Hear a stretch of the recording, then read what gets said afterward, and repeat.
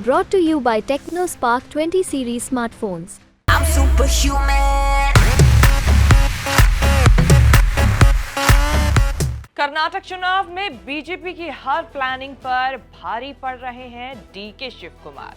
2 कदम आगे जाकर प्लानिंग करके डीके ने बीजेपी की नींद उड़ा रखी है। डीके ही थे जिनकी प्लानिंग से साल भर पहले बीजेपी ने दक्षिण में अपना किला गंवाया। अब लोकसभा चुनाव में भी डीके ने कुछ ऐसा जाल बुना है कि बीजेपी फंस गई है। डीके के जाल में फंस गए हैं मोदी सरकार के सबसे प्रभावशाली मंत्री प्रहलाद जोशी। केंद्रीय संसदीय कार्य मंत्री प्रहलाद जोशी धारवाड़ से चुनाव जीतने की हैट्रिक लगा चुके हैं। इस बार चौथी जीत की कोशिश है। प्रहलाद जोशी का रास्ता रोकने के लिए चुनावी मैदान में आ गए हैं कर्नाटक के बड़े लिंगायत संत दिंगलेश्वर। गडक जिले में लिंगायतों के शिरहटी फकीरेश्वर मठ के प्रमुख संत दिंगलेश्वर स्वामी ने निर्दलीय लोकसभा चुनाव का लड़ने का ऐलान किया है। मकसद सिर्फ ये है कि प्रहलाद जोशी को हराना है। धारवाड़ से कांग्रेस विनोद आसूती को टिकट दे चुकी है। यूथ कांग्रेस के विनोद आसूती पहला लोकसभा चुनाव लड़ने जा रहे हैं, लेकिन लगता है कि उनको टिकट लौटाना पड़ेगा। धारवाड़ में बीजेपी को हराने के लिए डीके शिव कुमार ने संत दिंगलेश्वर की निर्दलीय उम्मीदवारी को समर्थन का संकेत दिया है।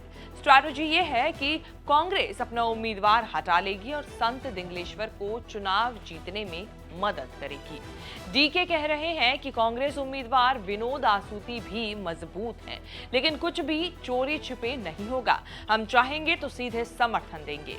2009 में परिसीमन के बाद धारवाड़ लोकसभा सीट बनी थी और पहली बार अपना सांसद यहां से चुना गया था। लिंगायत बहुल आबादी के बाद भी बीजेपी के ब्राह्मण उम्मीदवार प्रहलाद जोशी चुनाव जीते। 2009 से अब तक 3 चुनाव हुए और तीनों बार जोशी 1 लाख से ज्यादा वोटों से जीते। जोशी को बीजेपी ने चौथी बार टिकट दिया है, लेकिन चौथी बार चुनाव जीतना मुश्किल हो रहा है। यह हवा बनाई जा रही है कि बीजेपी ने लिंगायत समाज की उपेक्षा की। 2019 में 9 लिंगायत सांसद बने, लेकिन मोदी सरकार में किसी को मंत्री नहीं बनाया गया। धारवाड़ के लिंगायत संत समाज ने प्रहलाद जोशी को टिकट देने से मना किया था। 27 मार्च को सम्मेलन करके बीजेपी ने अल्टीमेटम दिया था कि जोशी को नहीं लड़ाया जाए, लेकिन येदियुरप्पा ने विरोध की परवाह नहीं की। जब बीजेपी ने मांग अनसुनी की तो संत दिंगलेश्वर खुद मैदान में उतर गए। प्रहलाद जोशी टेंशन में है, लेकिन अपने खिलाफ चुनाव लड़ने वाले संत के खिलाफ एक शब्द नहीं बोलते। 16 से 17% आबादी के कारण कर्नाटक की राजनीति में लिंगायत प्रभावशाली फैक्टर है। 2024 विधानसभा सीटों में से करीब 100 सीटों पर लिंगायत हार जीत तय कर सकते हैं। वोकालिगा आबादी 15%, ओबीसी 35%, अनुसूचित जाति जनजाति के 18%, मुस्लिमों के 13% और ब्राह्मणों के 3% आबादी मानी जाती है। करीब 30 साल पहले तक लिंगायत कांग्रेस के साथ मजबूती के साथ खड़े होते थे, लेकिन येदियुरप्पा ने जैसे जैसे बीजेपी का विस्तार किया, लिंगायत कांग्रेस से छिटकने लगे। येदियुरप्पा आज भी लिंगायतों के सबसे बड़े नेता माने जाते हैं। इसके कारण बीजेपी को लिंगायतों के वोट मिलते रहे। कांग्रेस में टॉप के नेता वोकालिगा समुदाय के हैं।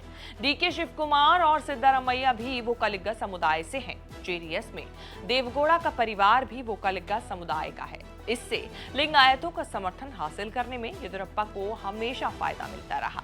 हालांकि विधानसभा चुनाव से जातीय समीकरण बदलने लगे हैं। कांग्रेस ने 42 लिंगायतों को टिकट दिया है, 37 जीतकर विधायक बन गए। बीजेपी ने 69 लिंगायतों को टिकट दिया, लेकिन सिर्फ 15 विधायक चुनाव जीत पाए। संत दिंगलेश्वर का समर्थन कांग्रेस के लिए एक और मौका लिंगायत का विश्वास जीतने का है। अब देखना होगा डीके इसको लेकर अपनी क्या आगे की चाल चलते हैं, क्या कुछ यहाँ पर देखने को मिलता है। आपके हिसाब से इस बार लोकसभा चुनाव में किसकी जीत और किसकी हार होगी, आपकी क्या राय है, कमेंट करके जरूर बताएं। ये वीडियो आपको कैसी लगी ये बताना ना भूलें। आगे भी इसी तरह की वीडियोस देखने के लिए, लोकसभा चुनाव से जुड़ी हर खबर जानने के लिए बने रहिए न्यूज़ तक के साथ। चैनल को सब्सक्राइब कीजिए बेल आइकन के साथ, ताकि आगे आने वाले समय में आपसे हमारी कोई वीडियो मिस ना हो।